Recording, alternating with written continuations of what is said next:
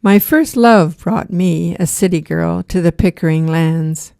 In Claremont, the rents were cheap, and there was a CPR train to Union Station each morning at 8:05. I was a student at U of T.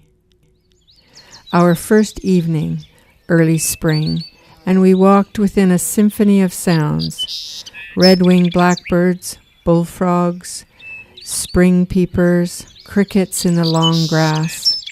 In the distance, cows lowed, sheep bleated, dogs barked, a rooster crowed. The sun dipped below the horizon. A whippoorwill called. It was all new music. For 24 months I got to know the life on the lands, human and otherwise. Alongside my farming neighbors, I fell into the rhythms of the landscape. We harvested fiddleheads and marsh marigolds by the Duffins Creek, squished berries for jams, cut up cucumbers and tomatoes for pickles and relishes.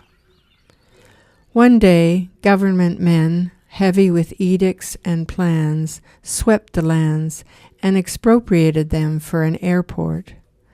I returned to the city. My professor, also a publisher, gave me a desk and a task. Write the expropriation story. Tell us what's up.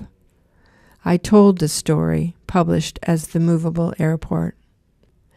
Then I became rooted in the city. I forgot the lands and even their stories. After 42 years, a phone call. "You wrote the book," the caller said. "You know all about it. See what time has wrought. No airport yet, but the lands are in danger." We stopped at a red brick farmhouse, birthplace of Ernie, who greeted us, the great-grandson of its first colonial inhabitant, and the sole remaining resident farmer. At his kitchen window, his mother, stooped and bent, watched from behind a gauze curtain. We clustered about him. "Mother wouldn't leave," he said. "She could not believe these lands could ever be paved. Made no sense to her or to me." Inside his empty barn, his voice swelled as he told of the family's century-old dairy herd. Then his voice broke. "Had to take it to auction," he said. "Can't work a proper farm on a single year's lease."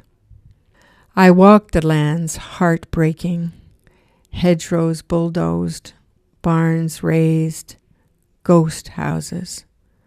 Yet the lands remain, abandoned, yes, but abundant as ever.